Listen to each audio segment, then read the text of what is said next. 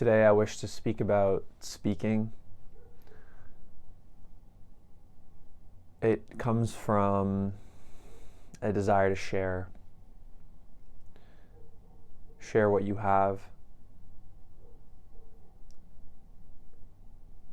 It comes from silence.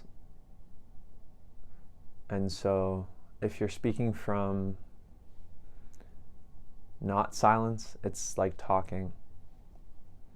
But talking and speaking, I think the difference is speaking is coming from silence and talking is coming from activity. And when the Holy Spirit speaks, it speaks in silence, and when the ego speaks, it speaks from talking and noise. And speaking is sharing, which is high on the scale of ways to live your life, because we all started as just trying to survive. And there's really no room for sharing when you're trying to survive. And so speaking is a way that we give ourselves to others.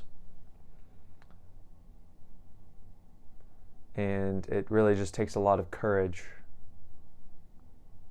to feel like you're worthy of being heard.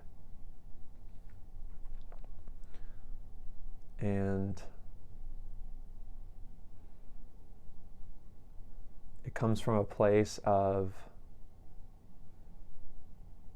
non-avoidance of your duty. So if you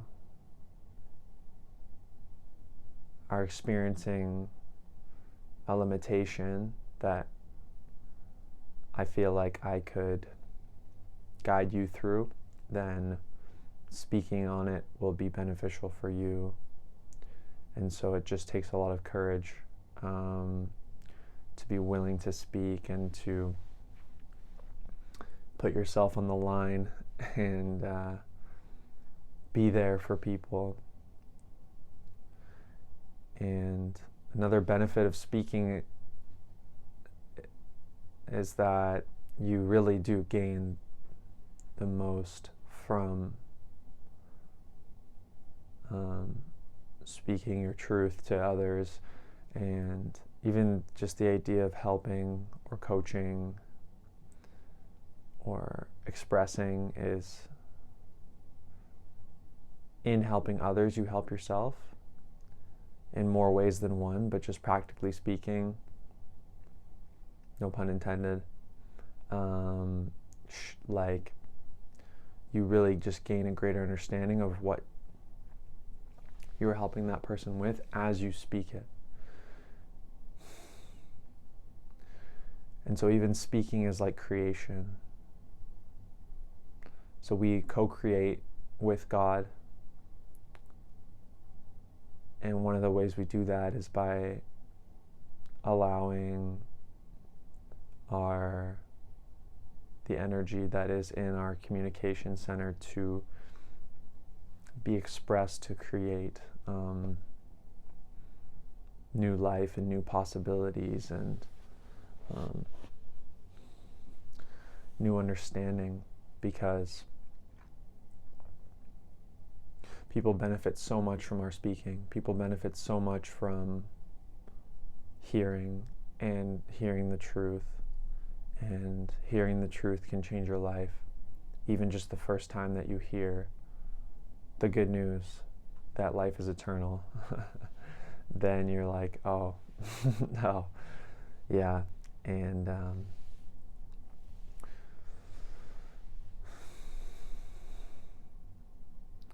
just speaking and sharing our gift just takes so much courage, and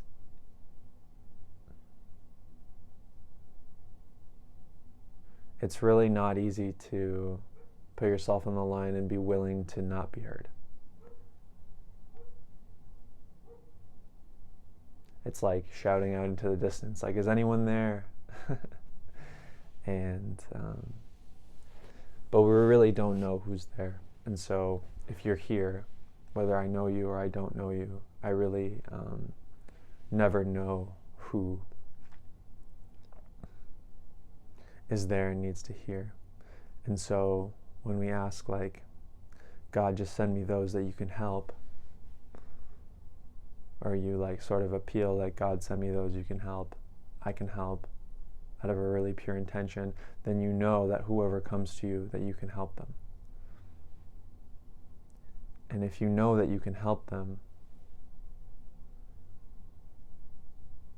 then it really just does feel like your duty to like speak and share, because, you know, like, everyone has a child inside them that is just always like listening, or there's always a part of you that's listening. Even consciousness is listening, or that is what is hearing these words. And there even is a part of you inside that's listening to your own speaking, which is a child, which is learning as they come out in real time, as the words come out in real time. And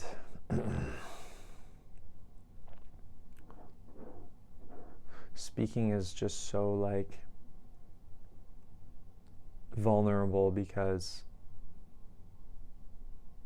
especially when you're speaking truth, or when you feel like it's your truth, because it may not be heard or it may not be understood.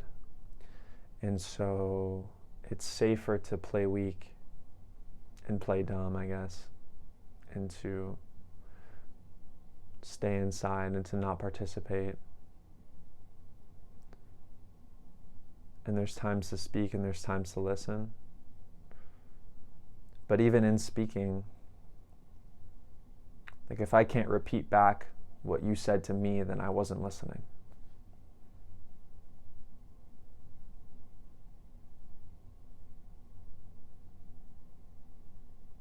And I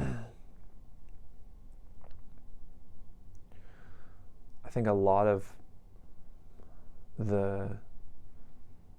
in order to understand, we need to, if you can't speak something back, then you don't understand it. And you can't listen if it's not from here. And so the speaking is coming from here, but the listening is coming from here. And this actually feeds this. So if this is closed, then we really don't have the ability to, like, this is kind of left on its own with no ground, like with no foundation. And this is just a really common human situation, is that we're just like saying things that we don't mean, or we're saying things that are hurtful. And you can say the same thing, but the place that it's coming from changes its meaning. And just like the value of expressing yourself and knowing that, like, you are sort of valid, it is valid to express yourself, and that everyone without exception can be heard, or has value to offer. Every single person, everyone has value to offer. So we get trapped in, like, oh, who am I to speak?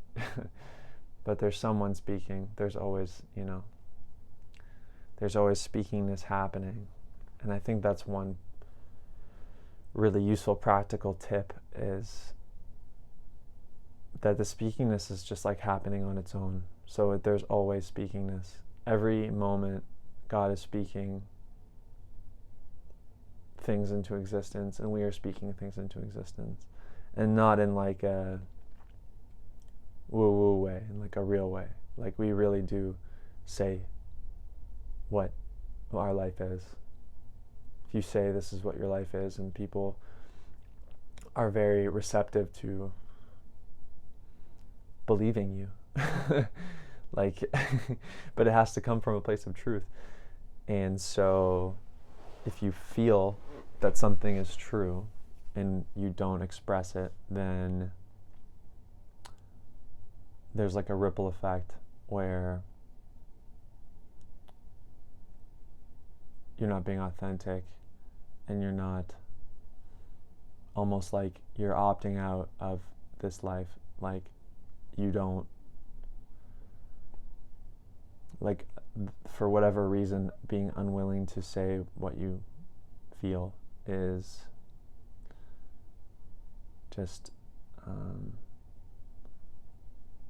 really makes it really hard for the world or the universe or other people to assist you in this, because speaking is really just how we express ourselves.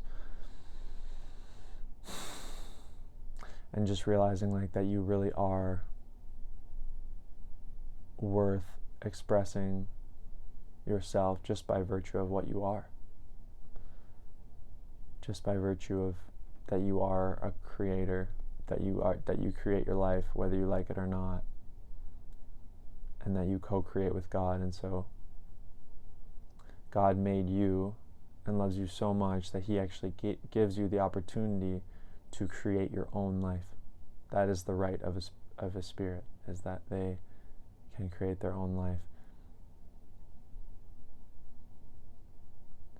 And the power of like speaking, like the power of the word, like if I say like stop, that is a very powerful word. If you say like please, that is a very powerful word. And so we all intuitively just understand the power of words, but we get so like stuck in ourselves and feeling like, oh, like what am I going to say?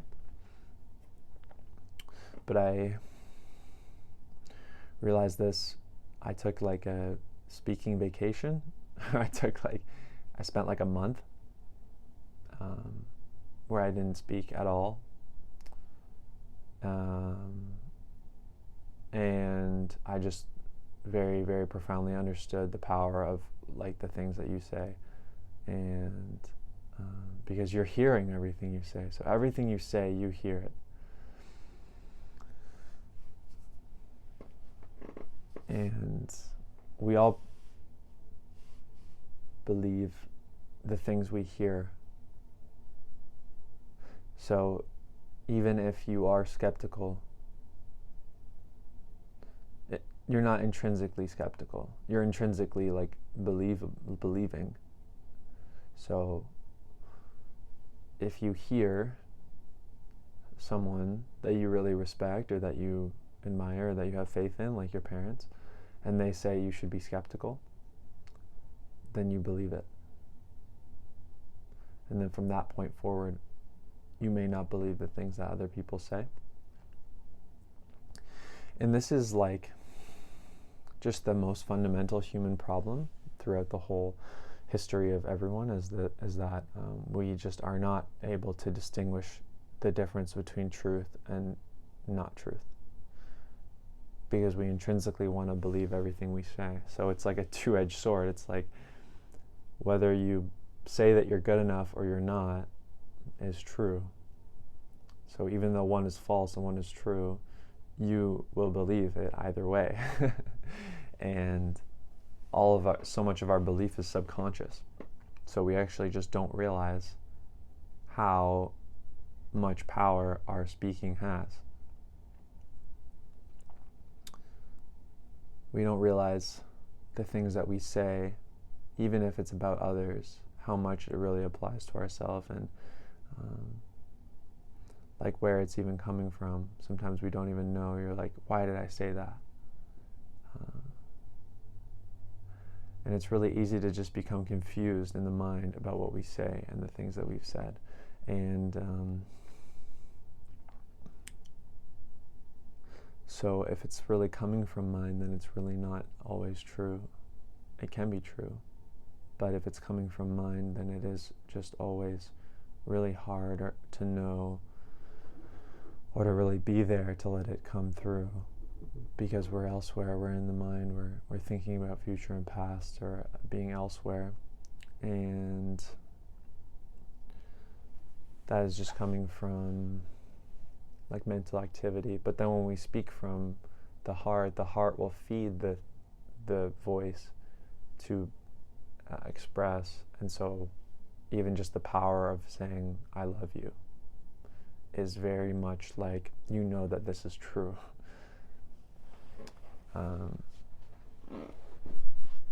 And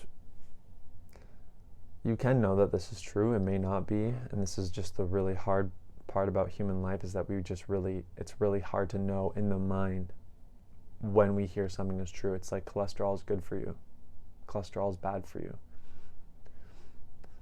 Like, it's really hard to know. And I think that is part of, human life. But when we experience things that are true, like beyond a shadow of a doubt, because I actually experience it. And so we hear things and we take it on faith. Like, if I say E equals MC squared, you don't really need to think about it or figure it out yourself to like know that it's true, because intuitively you know that, and like that matter is just energy condensed. It's like you don't really need to go to school to realize that matter is energy condensed. So we have these things where people can take it or leave it, but if you're speaking things that you know to be true, because it's really coming from the heart, or coming from your gut, which is your intuition, then you can really help a lot of people. Because there's a lot of people who speak falsehood.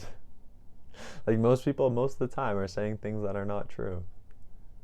And so just telling the truth, like, you're already up there. Like, a lot of people think like, oh, I'm not a speaker, I can never be a speaker. It's like, man, if you just stick to saying things that you know to be true from your own experience, then you'll be fine. And you will help a lot of people. Like, you will genuinely help a lot of people just by saying what you know is true in yourself, because you have experienced it. And you don't need to verify or prove things that you experience. Your experience, even if it's painful, is true. And it's true in the sense that you experience it. It may not be it may not be like true to God. Like, maybe God doesn't see your pain, because if God is all-knowing and all-loving and all-encompassing, then anything that is not those qualities cannot be of God, and therefore can't exist. And so when we experience things that are painful, we can know that there's a part of us that is creating this. And that is the beautiful play of life. And there's nothing wrong with this. And it's not something to get your head spinning. So that's really not my intention. But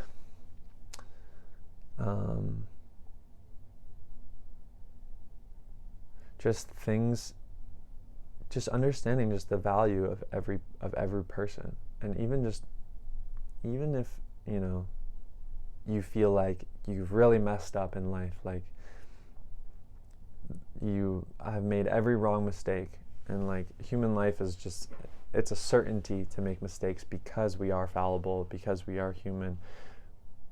We were made human, we were made imperfect, so mistakes are certain. So of course you make mistakes.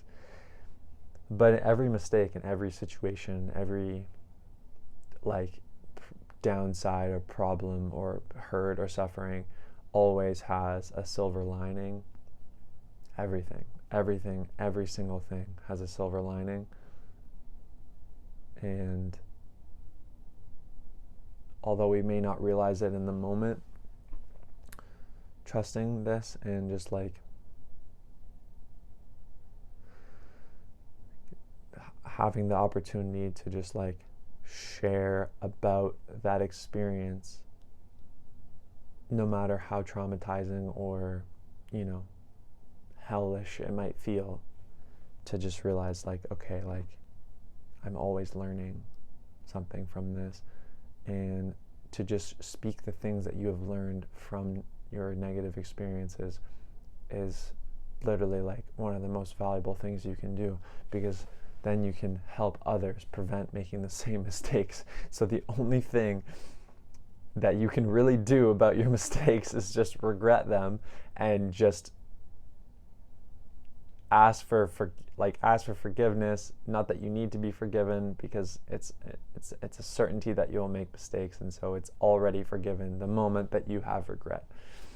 And so if you have just like a decent regret for the past, then it is forgiven. And this is the truth, is that you're not evil. You just didn't know any better. You were just doing what you thought was best. You were just doing what you thought would make you happy. Even if it's like raping and killing children, you still are not intrinsically evil. You only do that because you think that that was a good idea, or you thought that that was the best thing you could do, or your only option. And this is the truth. And so the laws of the universe of like, I don't want to say cause and effect, but just the balance and synchronicity, will take care of itself. But at the end of the day, if you say like, wow, like I really have a decent regret for the things that I have done wrong, then you are forgiven, and it does undo the past. And this is something that you can believe or not, but just the value of like, someone who has committed horrible things and they speak about it in a truthful way, not in a activity trying to get like this whole realm of trying to acquire, because then they're still there, they're still in that world, but coming from a place of like true, like heartfelt regret and just feeling like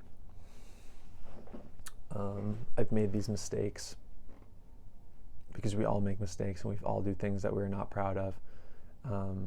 And even just like, if you don't, and like, I believe in the value of speaking and sharing these things, like you can think of confession as like a version of it, but like even just like therapy or speaking with someone that you can really trust, who will not judge you. And if you don't have that, then you can just use like, I don't know, that you can just buy a candle with this guy and tell him, and then, you can go from there. But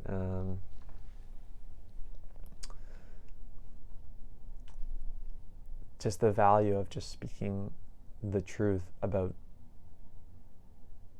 the things that you've learned is like just the most valuable and impactful thing that you can do for the world. And so if you feel an urge to help the world, which ultimately gives our life meaning,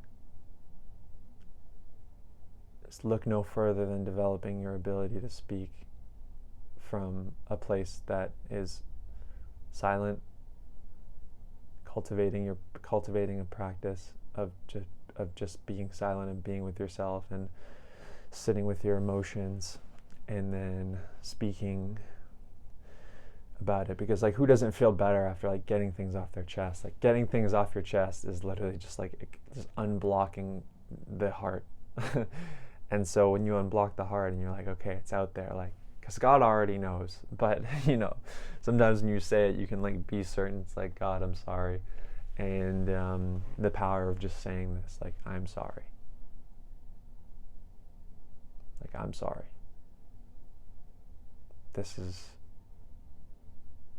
really, really not easy to do, because there's a part of you that really does not want to be sorry, and does not want forgiveness, and does not want love. And this part of you is it's a gift, it's a blessing, it's something that the Spirit can use in order to achieve a greater relationship or just grow closer to God and to others. And so, and we all have this. Like, if you're in a body, you have this. You have a part of you that is just like only out for himself or herself. And like, that's okay. And, you know, any challenge you really can get through it by speaking and just being honest and just being truthful about it. Because like, truly, like, you really can do no wrong, even if you feel like the part of us that wants to object and say like, no, I can do wrong, like, that is really not the truest part of you. That is really just a mechanism to entrap our soul. And entrap has such a negative connotation, but like, to contain our soul into a body, because the body needs to survive, and so that the body can survive, it needs to compete. It lives in win-lose. It lives in right-wrong. It lives in I live, you die. It lives in acquiring and getting. And these are just the things that we've inherited from human karma. And our inheritance is grace. Like, it really is so beautiful to just be a human being.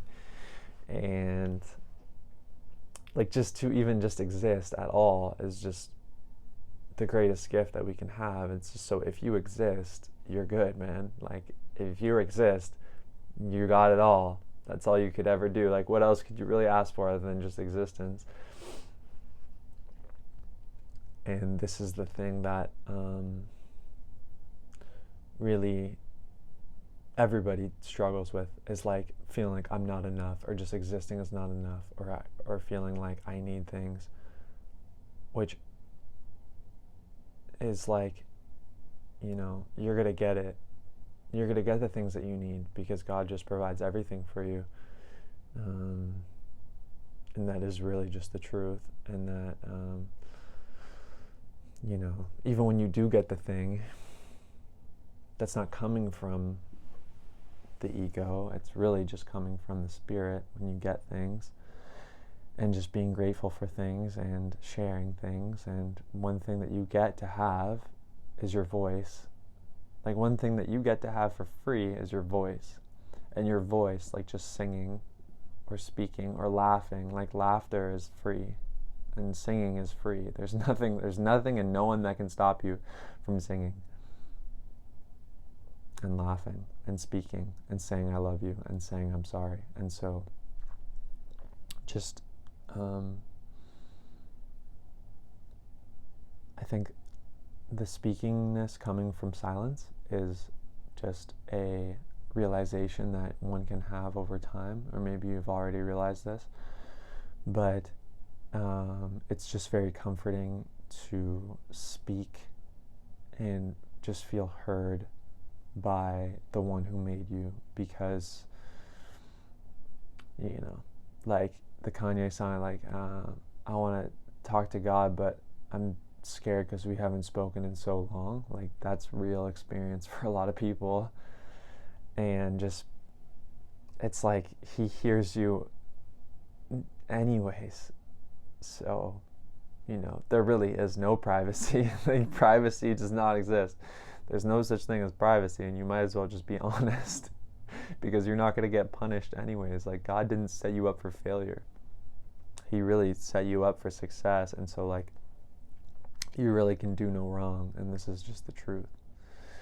And even if you feel like you do wrong, you really don't, and you really can't.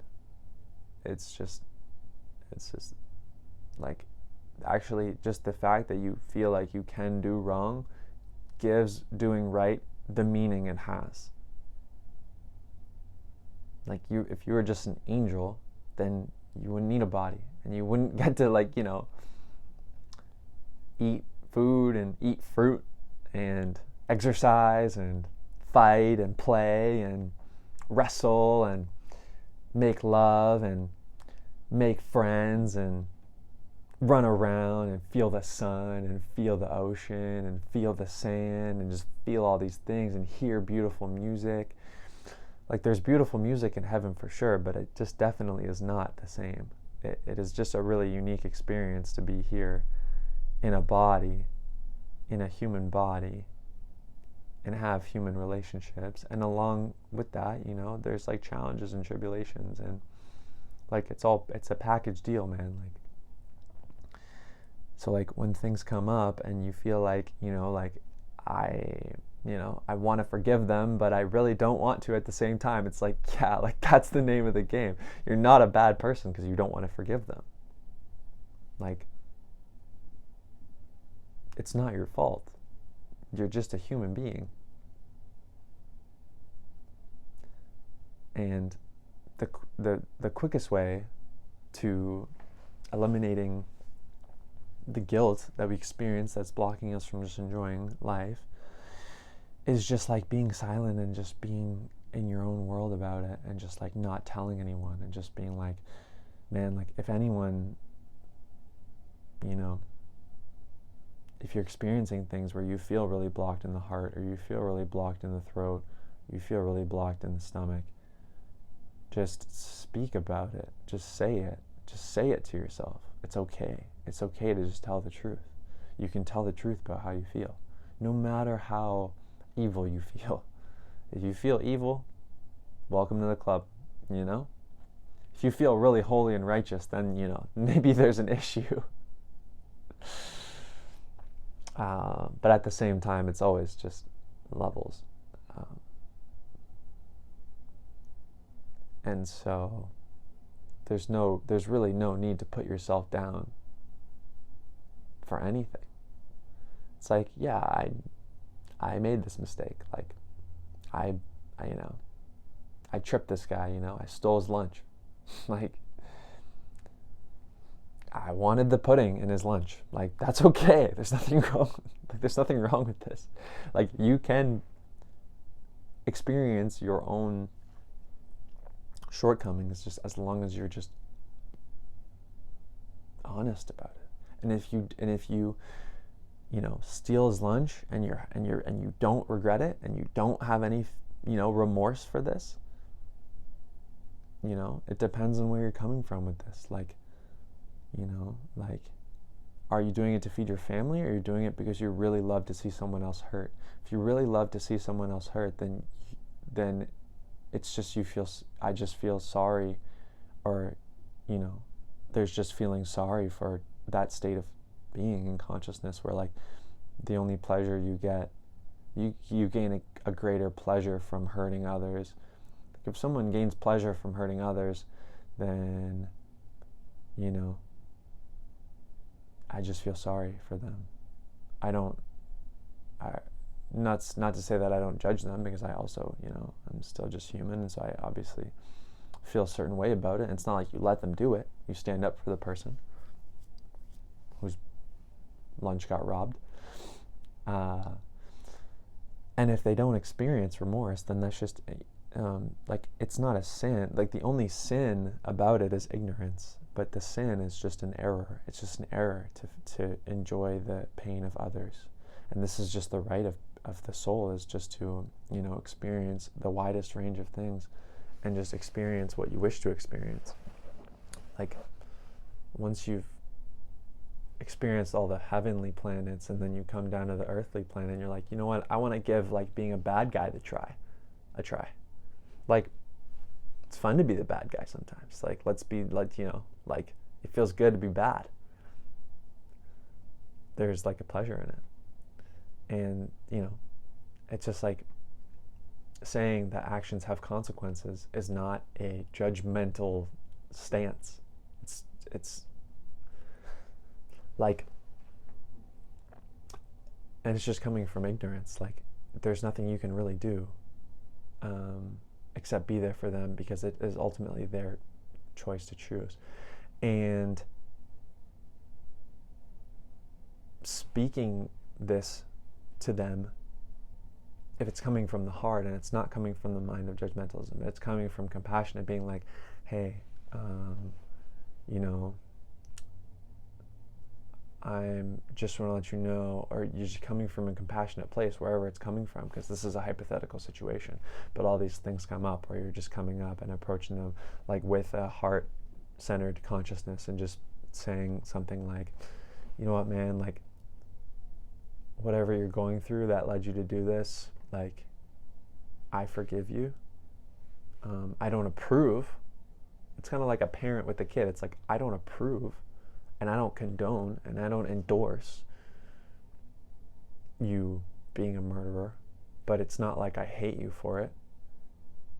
There's just a part of you that thinks that it's going to make you happy. And so we all just want to be happy and go home and feel at home. And so maybe that person really just feels at home, like they stabbed the person, put a sword through their back, and that just really makes them so happy. And it's like, depending on the situation, you know, sometimes you say nothing, sometimes you just wish the best for them silently, and then sometimes if you feel called, you just approach them and say, hey, you know,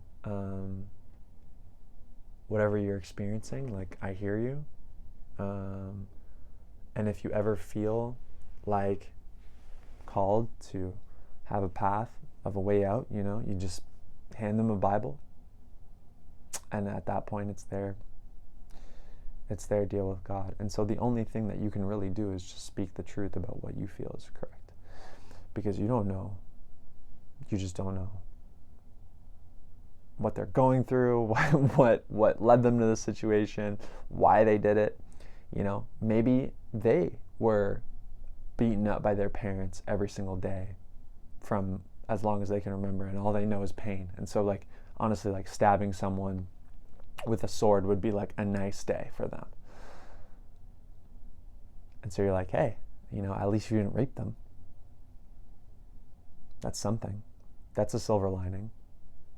And if you rape them, it's like, and if they rape them, it's like, at least you didn't rape them and then also rape their family. So there's just always like a way of contextualizing the evil that we experience in a way where it's like, you know what, like, maybe I'm not ready to forgive that person, but at least I'm just really just doing my best not to judge them, or like not to like hate them. Like, you know, I don't forgive them, but I don't hate them.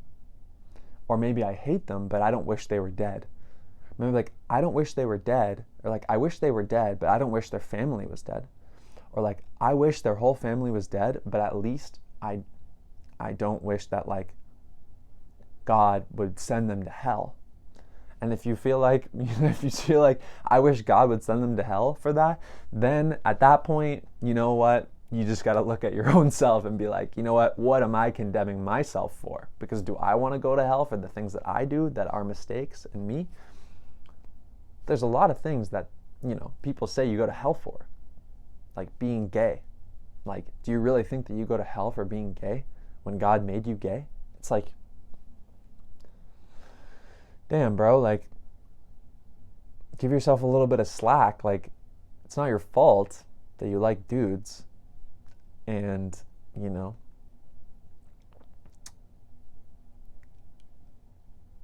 there's nothing immoral about this. And so people just have all these crazy things like, I'm going to go to hell for eating animals. It's like, well, man, I don't know. You spend a lot of lifetimes in like the tundra, and the only food that's available is deer. So, and fish. It's like, are you really gonna?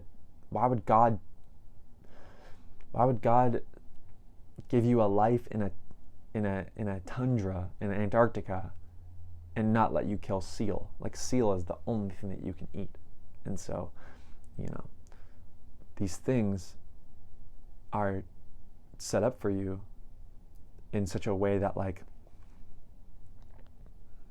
if you don't have any choice about it, then don't feel bad about it. Like, if you have a choice, then you still shouldn't feel bad about it, but at least you can just understand, you know, that there's consequences to your actions, which is not a bad thing. It's actually the best thing ever, because it means that you are safe from, you know, you're not powerless.